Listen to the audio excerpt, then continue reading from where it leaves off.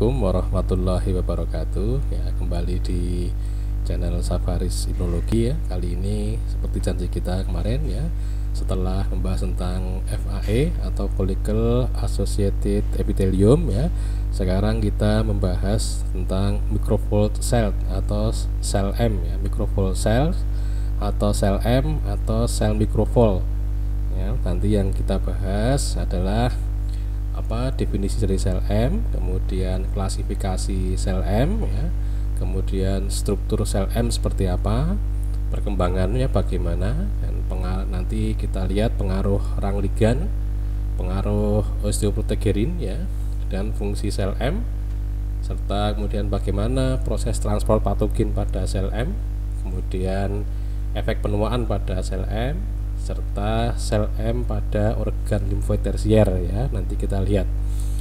Nah, pertama, apa yang disebut dengan sel M? Ya, sel M itu adalah sel epitel di bagian dari FAE yang mengalami spesialisasi dalam hal spesialisasi untuk mengambil atau mengambil patogen dan mentransfernya ke subepitelial dome, yaitu sel M. Nah ternyata sel M itu terdapat dua jenis ya.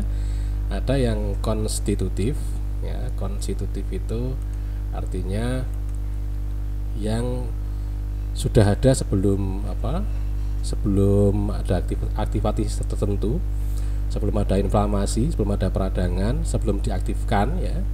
Maka sel M itu sudah ada ya, sudah ada sel M ya di FAE itu ya.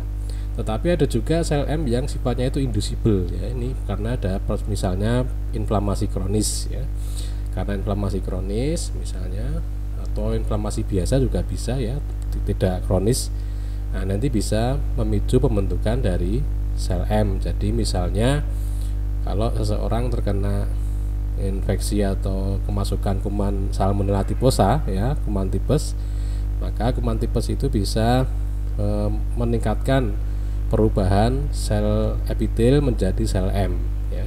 Itu contohnya. Jadi sekali lagi bahwa sel M itu ada dua, yang konstitutif atau sudah ada, dan yang inducible artinya awalnya tidak ada apa-apa ya, hanya sebatas sel epitel biasa.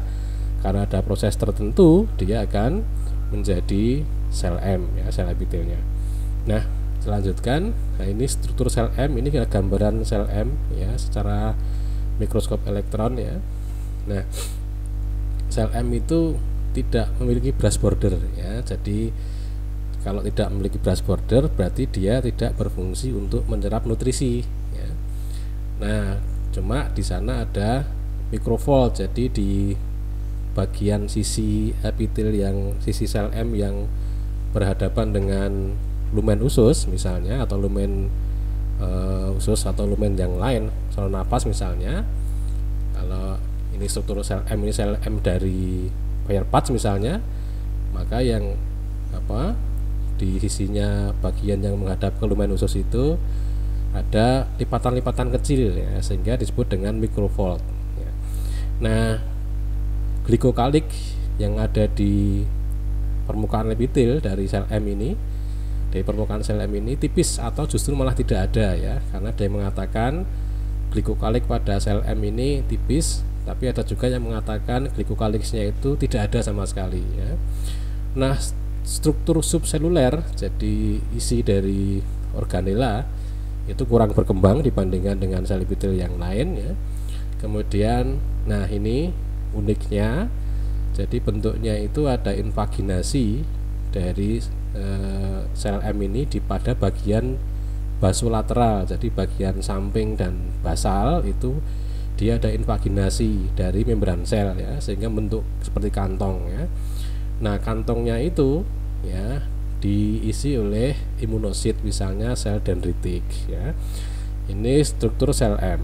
Nah, kemudian kita lanjutnya perkembangannya ya, perkembangan sel M ya.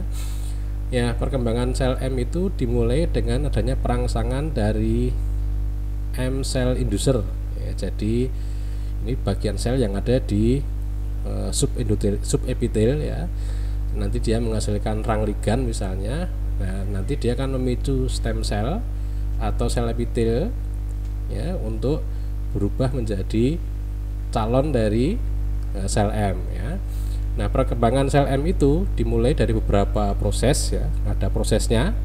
Nah, secara ringkas, jadi prosesnya itu dari stem cell atau sel epitel, kemudian berubah menjadi early M cell, kemudian berubah menjadi intermediate M cell, dan yang terakhir nanti berubah menjadi mature M cell, jadi sel M yang sudah matang. Nah, ini adalah prosesnya ya, ini stem cell.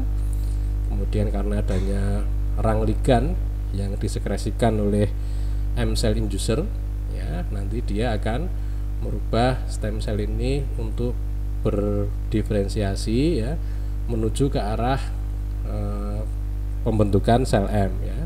Ini jadi early M cell ya, nanti mengekspresikan aneksin ya, dan maksi 1 ya. Nah, kemudian berlanjut lagi, dia ketika sudah mengekspresikan SPB ya, nanti dia akan menjadi tahap selanjutnya ya, intermediate ya. Nah, kemudian ada yang kemudian mengekspresikan CCL9 ya.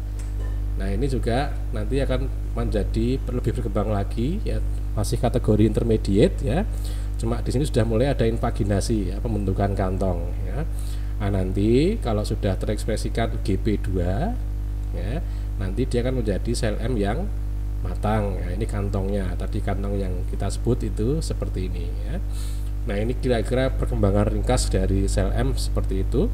Nah, kita lanjutkan dengan pengaruh rang ligan ya. Tadi dikatakan bahwa M cell inducer, MCI ya, M cell inducer itu menghasilkan rang ligan.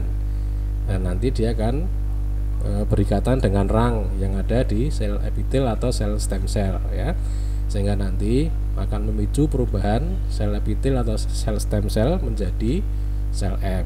Nah, kita lihat lebih lanjut. Nah, ini ya, jadi kalau ada rang ligan yang dikeluarkan oleh MCI tadi atau M cell inducer, nanti akan berikatan dengan rang yang ada di permukaan dari epitel atau stem cell ya, sehingga nanti dibentuk jadi kalau ada rang ini berikatan dengan rang ligan dengan rang, nanti akan terjadi trimerisasi. Jadi ada 3 rang yang akan membentuk satu kompleks ya, sehingga nanti mengaktifkan TRAF6 ya. Nah, kalau sudah terjadi TRAF6 nanti akan mengaktifkan nuklear faktor KPB ya, NFKB. Nah, NFKB ini nanti akan mengekspresi pembuat sel ini, sel epitel calon dari sel M tadi, mengekspresikan ANX-A5 dan SL1 ya. Nanti akan jadi, sehingga sel itu akan mengekspresikan aneksin ya. Nah, sehingga nanti dari epitel biasa atau dari sel stem cell akan mulai berdiferensiasi ke arah pembentukan dari early M cell ya. Kemudian NFKB ini nanti selanjutnya akan memicu ekspresi dari SPB ya. Nah, akhirnya SPB nanti akan meningkatkan ekspresi dari CCL9 dan TNFA-IP2 ya. Nah, kalau sudah ada ekspresi 2 ini ya, nanti sel M itu menjadi sel M yang imatur atau intermediate ya. Kemudian NFKB di samping mengekspresikan SPB, memicu ekspresinya SPB, nanti NFKB itu juga akan meningkatkan produksi atau ekspresi dari SOX8 ya. Nah, SOX8 ini nanti yang akan memicu pembentukan dari GP2. Nah, kalau sudah terbentuk GP2 seperti slide yang sebelumnya tadi, maka GP2 ini merupakan pertanda bahwa sel M-nya sudah matur ya.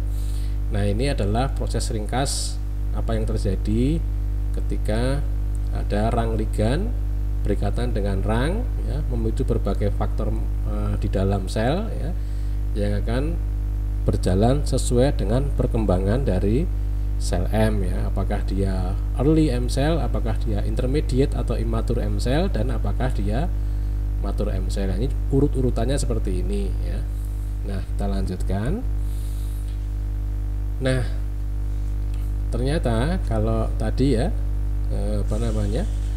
kalau rang ligan berikatan dengan rang kan terjadi trimerisasi, ya, jadi 3 rang akan membentuk kompleks satu kompleks, ya. Nah, nanti kan dia akan mengaktifkan trafsik, nah, sehingga akan meningkatkan GAB2 dan SRC, ya, ini adaptor protein, ya. Nah, kemudian tadi kan sudah disebut bahwa aktivasi trafsik ini nanti akan meningkatkan pembentukan atau pelepasan dari NF-kB dari IKB, ya, inhibitory kappa B, ya. Tetapi trafsik ini juga nanti akan mengaktifkan PI3K, ya, phosphatidyl inositol 3 kinase. Nah, PI3K nanti dia akan mengaktifkan AKT, ya. Nah, prosesnya selanjutnya bagaimana?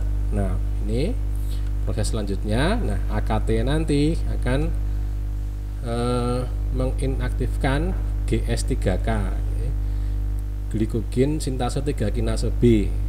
Nah, akibatnya apa? Akibatnya nanti GS3KB ini, kayak beta ini, dia akan meningkatkan ekspresi dari katenin, ya, satu itu.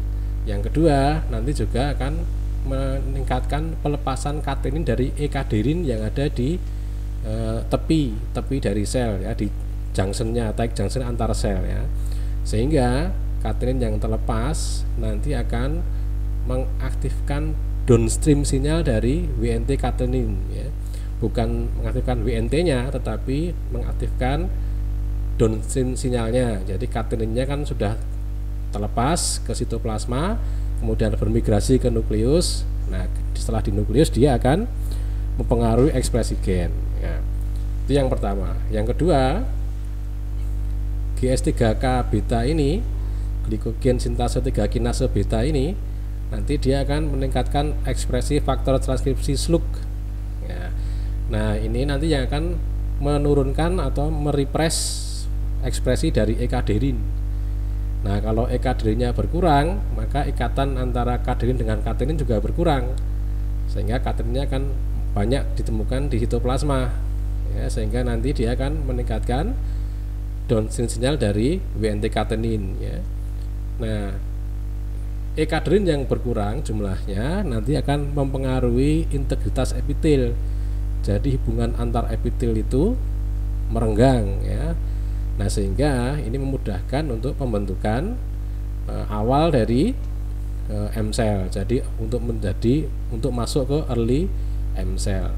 Nah, kita lanjutkan. Nah, cuma masalahnya, ya, WNT tadi, ya, interleukin WNT beta katenin tadi yang dihasilkan, kemudian ada interleukin 1 misalnya, TNF alpha misalnya, ini kalau sudah lama, ya, nanti dia akan membentuk OPG, osteoprotegerin, ya.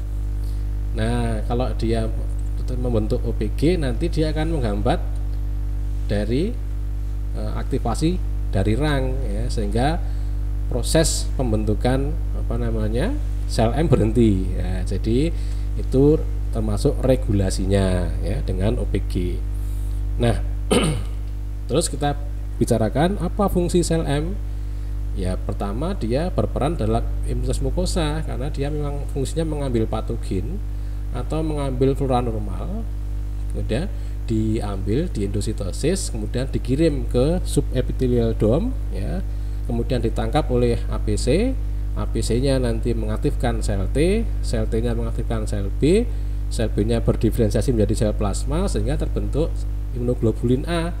Nah, imunoglobulin A-nya disekresikan ke saluran, ya, di lumen, ya. Misalnya kalau di usus, ya, di lumen usus, ya, sehingga terbentuk sekretori imunoglobulin A, ya. Nah, fungsi sel M juga terlibat dalam vaksinasi yang dimasukkan lewat oral, ya, misalnya vaksin polio misalnya. Nah, sehingga dia nanti itu sel M berperan di situ ya, karena dia akan mengambil antigen vaksinnya itu ya untuk disajikan seperti yang di atas ini ya. Nah, juga bisa dipakai untuk pengobatan ya, karena sel M ini juga bisa mengambil obat yang didesain khusus ya, nanti dengan metode nanopartikel ya. Nah, obat itu akan bisa masuk melalui sel M ya, kemudian masuk ke intra usus ya, dalam jaringan usus ya. Nah, ini adalah fungsi dari sel M ya. Kemudian transport patogen pada sel M ya. Tadi kan sel M itu merupakan sel yang berspesialisasi khusus ya, sehingga sel M ini dikenal sebagai antigen delivery cell. Jadi sel yang mengirim antigen ya. Dan ini seperti jasa kurir ya. Nah, untuk bisa mengirim ya, untuk bisa mengirim itu berarti harus ada ikatan dulu antara patogen dengan reseptor yang ada di sel M ya. Nah, penempelan itu dipengaruhi oleh sifat elektrokimia ya, misalnya jenis zat dari kumannya ya, misalnya muatan listrik dari sel M dan kumannya ya. Nah, kemudian setelah terjadi penempelan maka diikuti dengan endositosis. Nah, endositosis ini ada dua di sel M itu, bisa diperantarai oleh klatrin atau bisa diperantarai oleh kaviolin. Yang diperantarai oleh klatrin namanya klatrin mediated uptake. Kalau yang diperantarai oleh kaviolin nanti disebut dengan kaviolin mediated uptake ya. Nah, untuk khusus di sel M, begitu terbentuk endositosis maka dia tidak akan bergabung dengan lisosom ya, tidak menjadi fagolisosom ya. Nah, nanti dia akan terus disalurkan dengan cara transitosis. Jadi dia akan melewati sel M untuk dimasukkan ke subepithelial dome ya, jadi di bawah dari sel M yang tadi mengalami invaginasi tadi ya. Nah, kenapa dia bisa transitosis? Ya karena transitosisnya ini dibantu oleh Claudin 4 dan Claudin itu letaknya di tight junction ya, antar sel M dengan sel epithel ya, sehingga itulah kenapa proses dari isi vesikel itu dikeluarkan di sisi lateral ya, karena dia dipengaruhi oleh Claudin ini ya, diperantarai oleh Claudin ini pergerakannya ya. Nah, ini adalah skema sederhana. Yang ini adalah endositosis yang diperantarai oleh klatrin. Ini yang kanan adalah endositosis yang diperantarai oleh kaviolin ya. Hasil akhirnya sama ya, cuma yang ini yang melingkupi adalah klatrin ya. Kalau ini yang melingkupi adalah kaviolin ya. Nah, nanti setelah terbungkus ya, ini terbungkus oleh klatrin, kalau ini terbungkus oleh kaviolin ya. Nah, kita lanjutkan. Bagaimana kalau sudah tua? Ya, ternyata sel M itu jumlahnya menurun seiring dengan bertambahnya usia. Ya, semakin tambah usianya, semakin banyak, maka justru sel M-nya semakin berkurang. Nah, juga kemampuannya untuk mengambil patogen itu juga berkurang. Ya, nah cuma untungnya densitas dan kemampuan, jadi jumlah sel M dan kemampuan mengambil patogen itu bisa kembali normal ya pada orang tua itu kalau diberikan mikroflora ya. Nah, ini hubungan antara sel M pada penuaan ya. Nah, kita lanjutkan bagaimana sel M pada organ limfoid tersier. Nah, ini kan logikanya kan begini, ada kemiripan antara organ limfoid tersier dengan organ limfoid sekunder. Nah, sehingga bisa ditemukan sel M pada organ limfoid tersier seperti pada Eibald yang dulu pernah kita bahas ya. Nah, kemudian pertanyaannya, apakah semua organ limfoid tersier punya sel M? Ya, jawabannya tidak ya, tidak semua organ limfoid tersier memiliki sel M ya. Yaitu sel M pada organ limfoid tersier ya. Kemudian ini adalah referensi yang kami gunakan, silahkan jika ingin diperdalam ya. Sekian dulu, terima kasih. Assalamualaikum warahmatullahi wabarakatuh.